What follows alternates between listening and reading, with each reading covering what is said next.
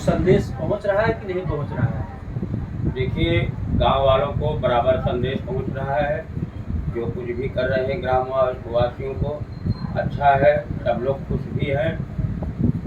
देखिए, शहबाजू में बता दूं कि अलग अलग भी लोगों का विचार, लोगों का भावना जो है, इसके हिसाब से हमें कभी कभी ऐसा महसूस होता है कि जन सेवा का मन आगे चल कर के बहुत ही अच्छा तरक्की करेगा, लेकिन लोगों का साथ चाहिए। कुछ लोग हैं जो इधर उधर हो जाते हैं, चलो ठीक है, धीरे धीरे धीरे धीरे समय बीतेगा, हर कुछ होगा। मैं आपसे पूछना चाहता हूँ, आप जन सेवा एकता मंच के अध्यक्ष हैं।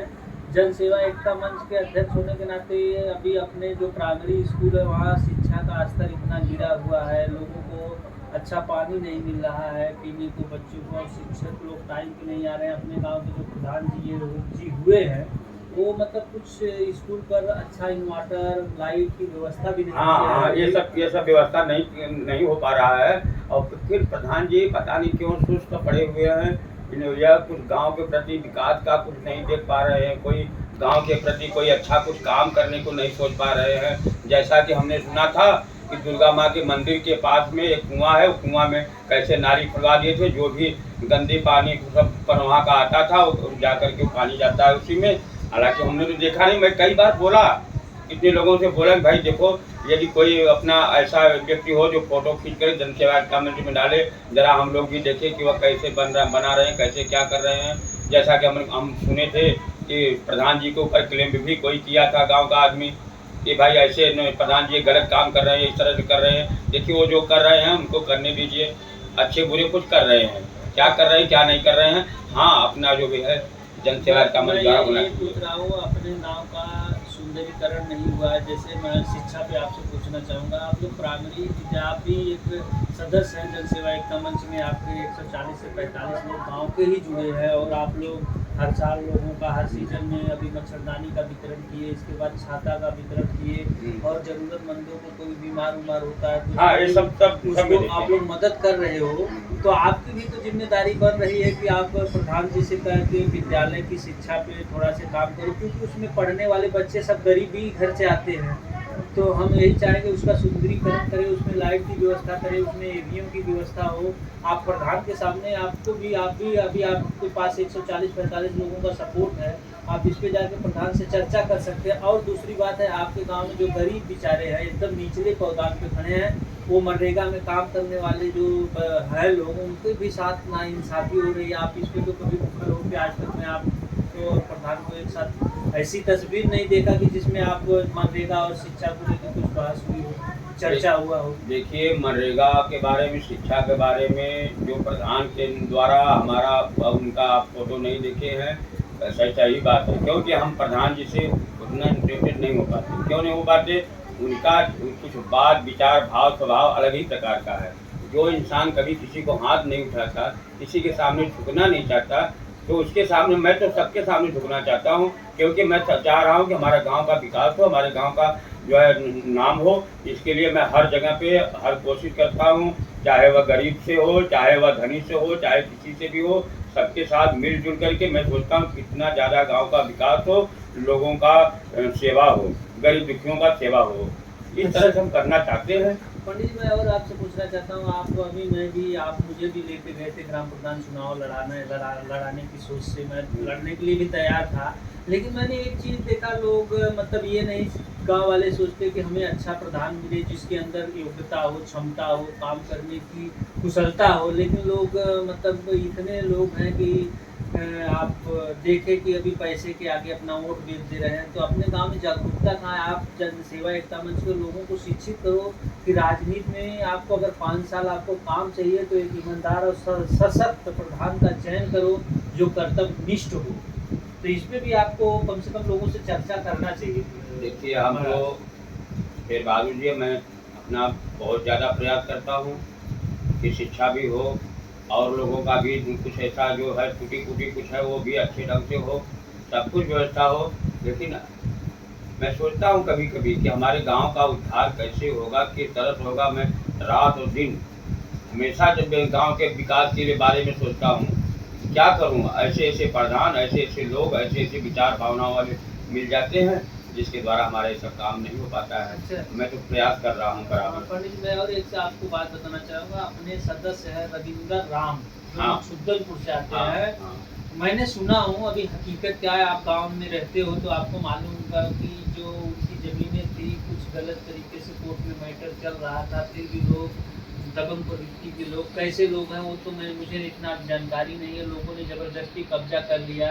इस पे जन सेवा एकता मंच के लोगों ने अभी तक कुछ बोला भी नहीं, उसकी जानकारी भी नहीं ले पाए। अगर सही गलत है कुछ तो चर्चा करना चाहिए ना उस पर। वो बात सही है, चर्चा करना चाहिए। जैसा कि बताया गया है, कभी भी यदि कमज़ोर है तो बेचारा वो कुछ बोल कह नहीं पाता है, और जो दबंग हैं वो हमेशा दबा देते हैं। तो इन सब बातों को ध्यान देते हुए थोड़ा सा ये सोचना पड़ता है कि ये लोग से किस तरह से कैसे ये लोग से सुझाव, ये लोग से जो है छुटकारा मिले या कोई बात ये लोग से हो। ये लोग बात करने का भी तो बुद्धि की भी एक अलग प्रकार की है।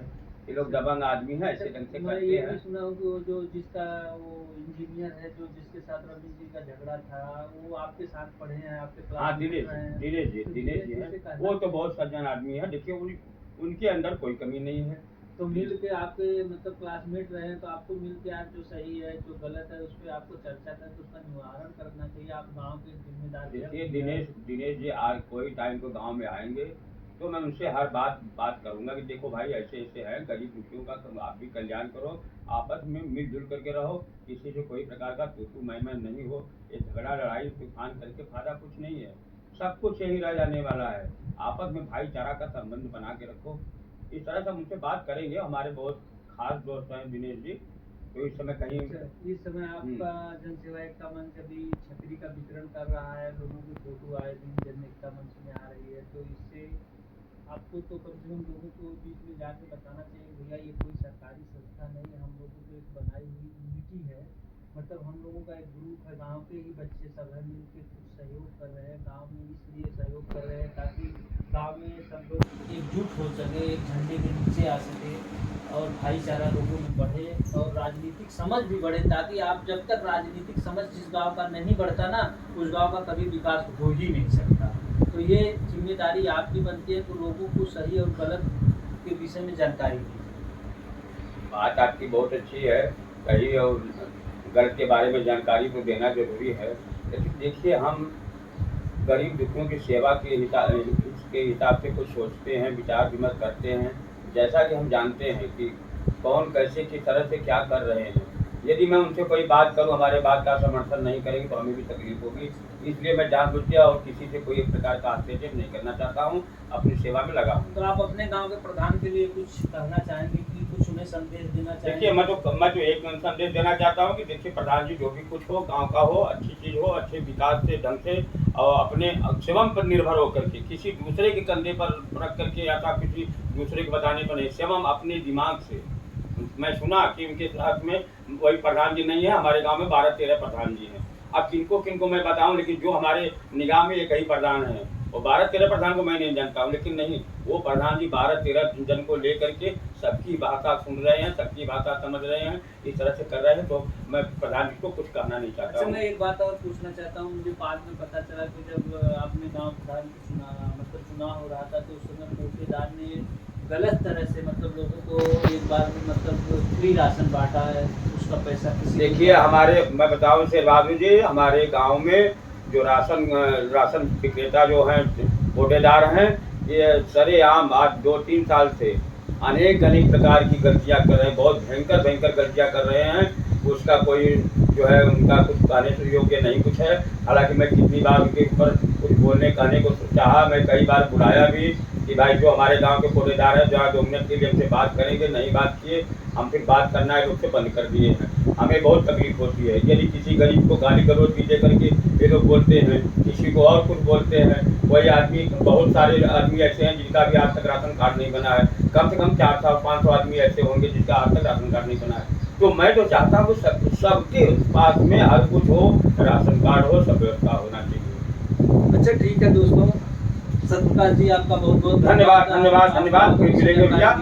जन सेवा एकता मंच के अध्यक्ष सतप्रकाश चौबे जी से आज मेरी बात हुई, गांव के विषय में काफ़ी चर्चा हुआ। और दोस्तों मैं बता दूं, हमारा गांव आज भी बहुत पिछड़े और दबंग प्रवृत्ति के लोगों ने कब्जा करके रखा है एक तरह से, और लोगों की मानसिकता को इससे निकलना पड़ेगा और लोगों को ये संदेश देना पड़ेगा कि आप अपने विचार स्वयं करें। आप राजनीति हो या कोई भी क्षेत्र हो, आप लोग स्वयं अपने मतदान का और अपने दिमाग और बुद्धि से उसका योग करें और किसी के बहकावे में न आए। इससे आपका विकास होगा। मेरी माता और माताओं से यही विनती है हाथ जोड़ के कि आप लोग एक सशक्त और समझदार बने ताकि गांव का विकास हो सके। और आज हमारा अपने साथ प्रकाश जी से बहुत ही चर्चा किया, इसके लिए मैं सभी प्रकाश जी को बहुत बहुत धन्यवाद देता हूँ और समस्त गाँव वालों से यही विनती करता हूँ कि आप लोग जन सेवा एकता मंच में जुड़े और उसे सुझाव दें ताकि जन सेवा एकता मंच गांव का एक अच्छा और सशक्त भाईचारा और एकता का माध्यम बन सके। दोस्तों धन्यवाद।